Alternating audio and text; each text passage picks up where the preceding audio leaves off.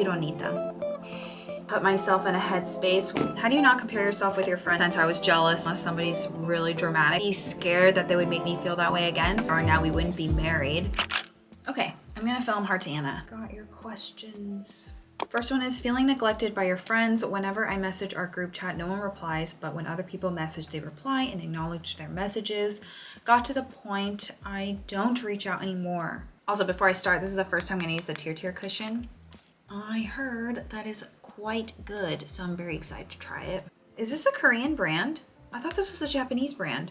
I bought this in Japan, but this is Korean. These like instructions, can you see? Okay, whatever. This brand is really popular on TikTok, so I want to try it. I think I actually used to feel this a lot, not recently anymore. I don't know if because I'm 31 now and most of my friends are my age, so everyone's pretty mature and has a good emotional IQ, so no one would just like not respond to somebody in a chat. Oh, I do like this. I feel like it has a lot of coverage. I don't know if it's supposed to. I didn't do much research about this cushion. But anyways, if you're feeling neglected, what would I do? I feel like I would tell the person in the friend group who I'm most comfortable with. Because friendship group dynamics are so interesting to me because there's gonna be people who you get along with more and people who you feel like a little bit less comfortable with. Now older me is trying to remind myself like it's okay to have feelings or opinions. And so basically what I do so that I'm comfortable kind of bringing it up is I either tell Jimmy or I tell one of my friends my concerns. Like someone I feel comfortable with, someone that I know is not gonna really judge me for feeling the way that I feel. And I feel like talking to somebody who's already in the group and kind of knows the dynamic, they can kind of help guide your feelings and help you communicate or figure out a solution in a direction that you are comfortable with. I don't want to say like, oh, they'll like talk to the friend group for you, because I don't think that's a good idea. I just mean somebody that you can kind of communicate your feelings in like a really safe space that would understand what you're saying and just be supportive.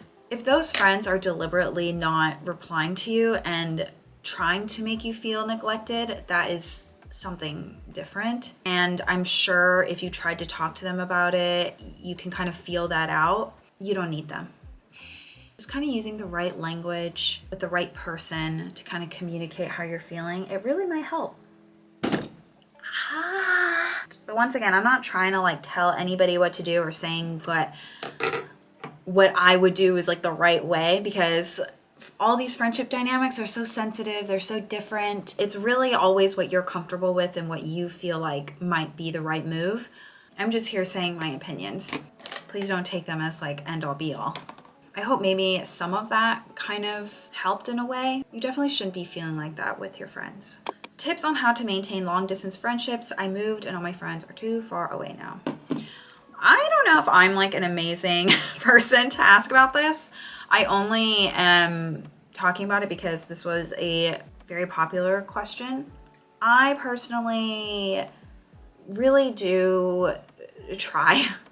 I don't love talking on the phone. But I've gotten feedback in the past that I don't reach out enough. I'm the kind of person where even if we don't talk for a while, if we can meet up and hit it right where we left off, like those are friendships I'm really comfortable with. But that's not really an excuse. I feel like, especially friends that I care about, when they say that to me, it can't just be all about me, right? Like I can't just be like, okay, you need to deal with it because this is just how I am. I know they're just saying it because they want to still be close to me and they feel close to me by having more frequent conversations with me. So I really do think I have been trying to call my friends more, particularly FaceTime my friends more, because I think calls are so awkward. I want to be able to see your face. Granted, I don't think I'm the best at it by all means. And I actually don't have that many really close friends that I've kept from abroad. So I guess my only experience with this is that I just try my best to regularly FaceTime. I started today because I have been doing a very terrible job at it because I've been traveling so much. And now I've just gotten back and I told you guys that I feel really wonky these days. And so it's been hard for me to kind of put myself in a headspace where I'm ready to talk on the phone for an hour or two. If any of my friends are watching this, I do apologize for not reaching out more. I'm just trying to figure things out within myself, but I'll try and be better. How do you not compare yourself with your friends' achievements? Let me do my eyeliner first. I think I will say this. I used to be very jealous of my friends who seemed more successful than me, prettier than me, all that stuff. And then I think as I just got older, I feel like it just naturally went away, but maybe it was just because I was trying to be more self-aware. I definitely figured out that I am quite a jealous person, or I was. Also, I'm so sorry. The dogs are back. I lost my train of thought because daycare just dropped them off. But I also just realized, I don't know if you can hear that. They're playing, they're not fighting. I think I misinterpreted the question, but it said, how do you not compare yourself? And I'm talking about jealousy, I think. I meant to say, I think everything I said so far still rings true. I think I just understood myself a bit better. Like, why would I be comparing certain parts of myself and not other parts to my friends? Because I would only do this with certain things. And I think this is pretty obvious, but it was particularly with things that I felt were more related to me. So if I had social media friends who were doing better than me, or in another sense, I was jealous if they were prettier than me or anything like that, I would be like, how come I cannot have that same life, or I can't have that same effect on people, or blah, blah, blah. And then I just realized that I'm just a completely different person. I cannot be them. I can only be me. And then I think once I just started telling myself that, I think it was just easier to detach myself from comparing my life and then somebody else's life, or my self and then somebody else's self. I don't know if that would help, because that's just what worked for me, is just telling myself, I am me. I'm never going to be that other person. I can learn from other people. And also, once I started letting that go and really started to care about my friendships, not saying I didn't care before, but I think that was really stopping me from like getting close to people. I feel like once I started really caring about them, their success just meant so much to me. I would never want to see somebody I care about not get the things that they want. I don't know if that makes sense. How do you meet new friends, especially when you move to Korea? I was very lucky because Jimmy's job, he's an expat. So there's like an expat community within his work. So we met a few people through there. And then also I had a friend whose sister moved here at the same time. This is Jenny. And he was my friend in the States. And he told us that his sister's moving there and we should meet up, and we did, and me and Jenny just hit it off right away. And then after that, it just kind of like, once you know somebody, then you just kind of have to be social and just like meet people in the surroundings and kind of put yourself out there. Another thing that I did is, while I was learning Korean, a lot of the times I'd be in these cafes and I'd have a Korean question. I would just ask whoever was working there a question in Korean. And most of the time, a lot of people are really friendly and want to help you, want to answer you. Sorry. Guys, you're being really loud. And actually, that's how I made friends with the people at Tootie, like the cafe people. And then all the regular customers like me, we'd see each other every day, and then they'd realize, oh, she doesn't really know Korean. And they were very understanding and willing to build a relationship with me, even though I'm not that good at Korean.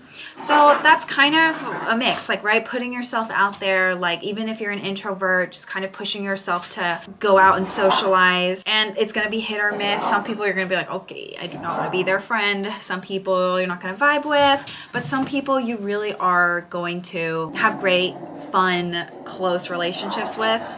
How close do you have to be with your friends to be traveling together? This is also like hit or miss, because I've had experiences where, oh my gosh, my dogs sound like they're fighting, but they're not. This is just genuinely how they play. I've had experiences where friends will bring other people that I don't know on short trips and stuff. I don't know which step of my makeup I'm trying to do right now. Maybe I'll just powder my face and do lipstick.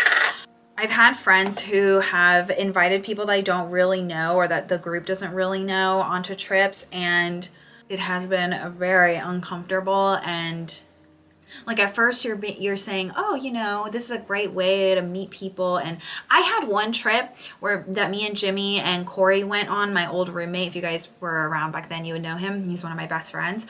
We all went on a ski trip that this mutual friend organized with all of his friends from different friend groups. And then he, last minute, decided that he couldn't come. So all of us strangers were at this cabin. And that was one of the best times. Like, that's where I met Ben and Wenny. Like, they are my best friends now. So Sometimes it works.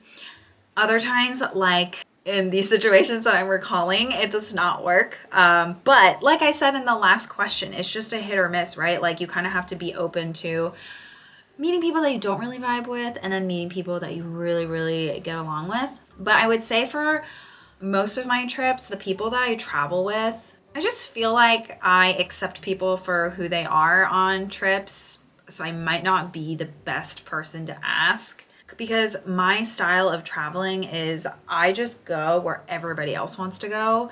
And I know that I'm not really leading the pack, so I'm just super flexible about whatever we do. But I've traveled with Ben and Wenny, who we've known forever. I started traveling with my Korea friends maybe like 6 months to a year into knowing them. So I really think it just depends. If you're kind of a strict traveler, maybe it is a good idea to ask people, oh, what's your traveling style? Just so you're aware of what kind of trips and what kind of groups that you would want to travel in. Personally, for me, that's not really an issue unless somebody's really dramatic about it. I'm pretty understanding of everybody's travel styles. So I don't know. I don't know if it's like how long you've been friends with somebody. I think it's mostly how you are as a traveler and how those people are as a traveler. So I know a lot of people give advice to talk to people before you travel with them. Like, what kind of traveler are you? What kind of things do you like to do? What time do you wake up on travel days? Those are questions that people ask so that they can see if they're like a good fit for traveling. I've never personally done that, but I think if you're someone who really wants to have a certain kind of time on a trip, I think maybe those would be good questions to ask. How do I know if I'm being picky about my friends or if I just have boundaries? I can't tell sometimes. I love this question. I'm gonna get a lip color.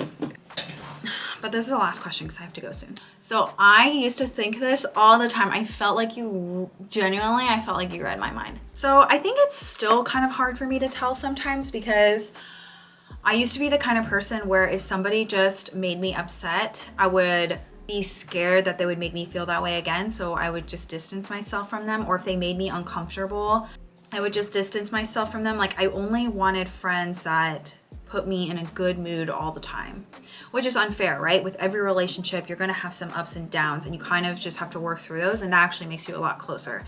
As I've grown up, this is what I've learned. I was telling Jimmy, this is my thought process. Like, why would I want to be friends with somebody that makes me feel bad? And I would tell Jimmy, oh, this person did X, Y, and Z to me. And so I don't really want to be close to them anymore. I don't want to get any closer to them.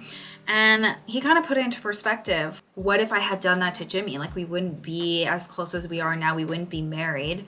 And it kind of made me realize I was being picky. I think the term boundaries might be a hot take, but I think it's kind of used so loosely, right? For me, a boundary is something that is really important to me. Like if you overstep it, you've crossed the line. Like crossing the line is really big, right? Annoying me or making me feel slightly uncomfortable or upset, that is something different that I can communicate and hopefully we can work through if we're really close. But and sometimes I feel like that also goes with crossing the line. Like if someone crosses the line, then in some cases I feel like you can kind of work that out. Anyways, I digress. I'm editing this right now and I feel like I just didn't really explain this very well. What I meant is that I feel like when somebody crosses the line or has a boundary, this is just my opinion, having a boundary means it's something that really, really, truly bothers you to the point where if it continues, this relationship doesn't feel like it can continue. And maybe that word means something else to different people, but to me, that's what I think of when I think of boundary or crossing the line. So what I was saying is little things that your friends do that annoy you or rub you the wrong way. I feel like I can differentiate those. I don't really know how to explain it. I feel like I'm at this point in my life where everybody is going to be slightly annoying in some way. And I think that was really hard for me to accept. Like I will disagree or find something that may seem like a flaw about my friends in some way, but I shouldn't look at them as flaws because that just kind of brings me back to, okay, you don't make me feel good, so we shouldn't be friends. When in reality, I do a lot of things that probably don't make people feel good, that I don't mean to, or that annoy people that I don't mean to do. And I wouldn't want someone to cut me off because of those things without talking to me about it. Oh my God. Okay. I was editing this section of my just recorded explanation, and it reminded me, you know that episode of Friends where Phoebe and Monica cut off that British lady? I think of when Phoebe calls Monica Scrappy. So basically, Phoebe, it's obviously supposed to be just a funny situation that happened, but I think about when Phoebe tells Monica that those qualities that she finds slightly annoying about Monica are also the qualities that she has learned to love about her. And so that's what I'm talking about. It's those qualities in your friends that you find very annoying, but make them who they are. And so you kind of accept work past them or whatever. I love Friends. I also don't want the little annoying characteristics that make me who I am to be something that my friends would just cut me off about. I don't know if this makes sense. Like, I feel like annoyances and boundaries crossing the line are very different things. And I think in both cases, if something is so annoying and you tell your friend, hey, that's really annoying, I don't like it when you do that all the time, I think they can pull it back a bit. I think a boundary and crossing the line, you can also do the same thing and communicate it and just let them know so that they don't do it again. So in both these instances, I do feel like talking about it helps the situation and can help you guys move forward. But I also do think that they're kind of different things. And sometimes when somebody crosses the line, if you feel so strongly about it and you don't want to be friends with them anymore, that's okay too. So this just feels really hard for me to explain because I feel like people are so different. Every situation is so different, and I'm just trying to learn to be more accepting and less quick to judge and let people go because I wouldn't want someone to do that to me. Anyways, I don't know if that cleared it up at all. And I don't know if this might disgruntle some people who maybe feel differently. But again, not everybody around you is always going to make you feel happy, positive, comfortable all the time in every moment of your life. Like, you're going to disagree with people all the time. It's learning how to work through or be okay that not everyone is going to think or be the same way as you. I don't know if that makes sense, but hopefully it does. Okay, back to the video. I think it's just something you have to do and learn for yourself. I started trusting my gut a lot more, so I would ask myself a lot of questions, is this person continuously upsetting me? Have I communicated that this upsetted me? What is your gut telling you? I just trust all these different things. I talk to myself a lot. I trust my stomach a lot. I meant gut. I trust my gut a lot, and a gut is very inexplicable, but I really do trust my gut.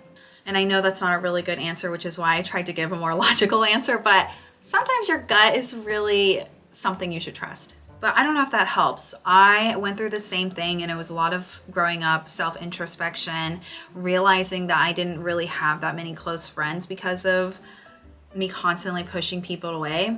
Yeah, but maybe just like talking to yourself or figuring things out for yourself first. But anyways, I'm getting dinner with a friend, which is why I have to go. But I hope you guys like this Heart to Hannah. I think I like having topics more than just random questions because it's easier for my mind to focus, I think. Tell me if there's another topic that you want me to do. You can DM me on Instagram because that's where I usually ask people to ask me questions. Okay.